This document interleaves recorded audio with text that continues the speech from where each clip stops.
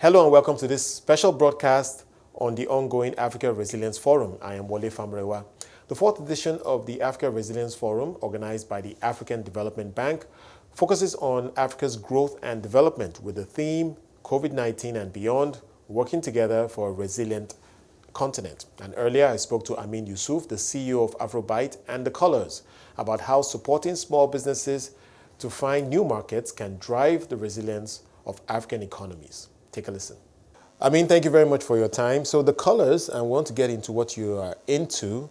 I understand that you scout non-mainstream beauty brands and you help their founders and companies have big ambitions. And I think that's really important as we try to build a more resilient continent, the entrepreneurship on the continent. Can you just speak to how important what you're doing is as we try to solidify that culture of entrepreneurship on the continent?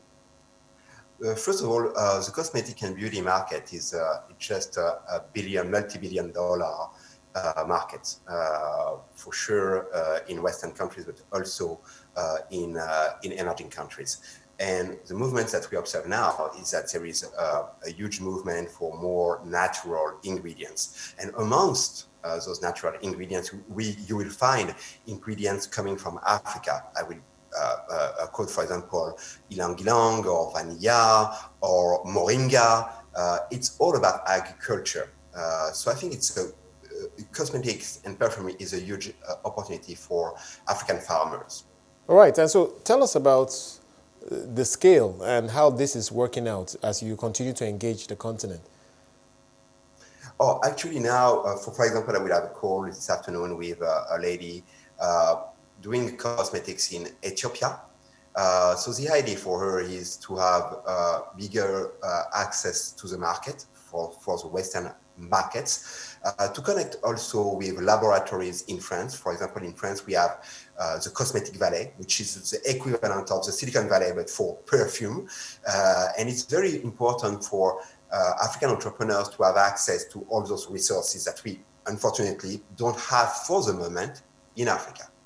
I still want to try and understand the potential for these businesses to explode, so to speak, and how exactly what you do supports that process. Can you just speak more to that? Okay, if you look now about the market, okay, I used to say that diversity is a fact, inclusion is a choice. What I mean here is that you have 85% or more of the planet living in emerging countries.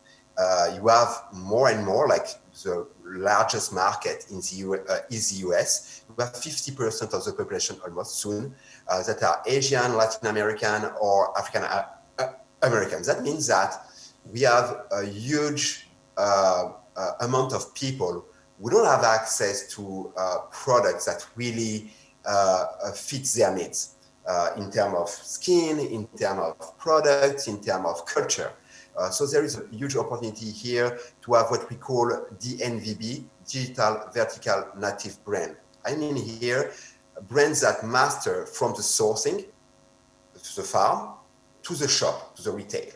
This is what we try to find as startups and give them the opportunity to inject technology around this, like the traceability, for example. So is The Colors a bit like an incubator of these businesses, or how exactly do you work with these businesses? Actually, that's an accelerator. So we give opportunities to funders to get in touch with investors, to get in touch with corporates, to have more visibility with the press.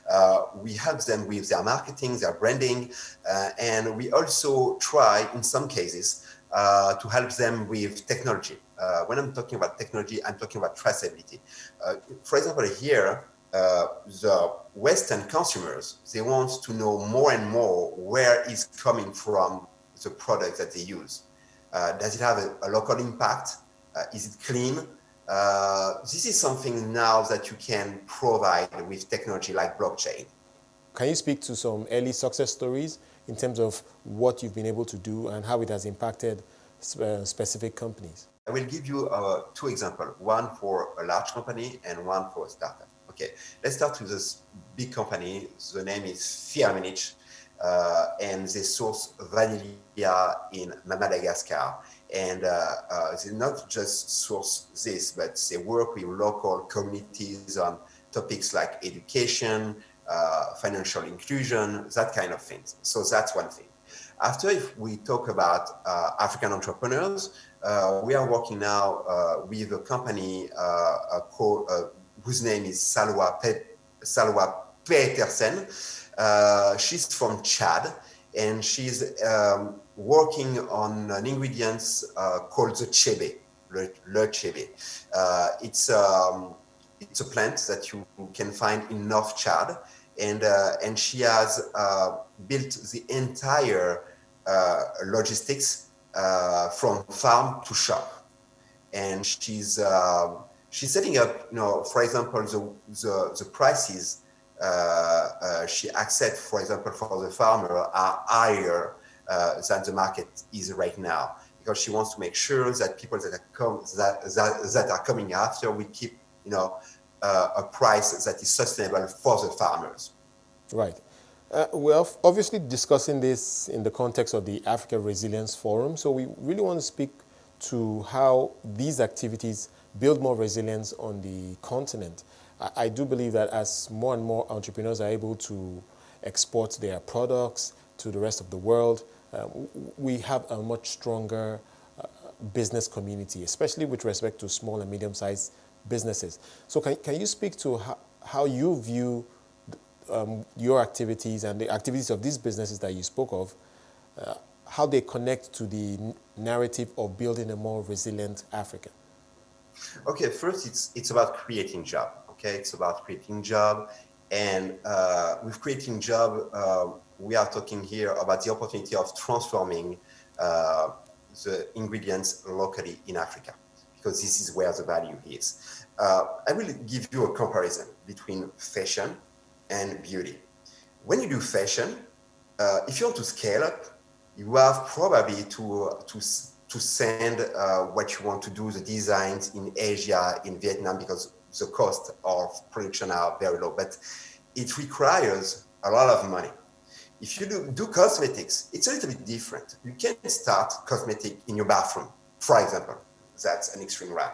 But you can start with natural ingredients. You can start to have, packaging, very simple one, and then you can scale.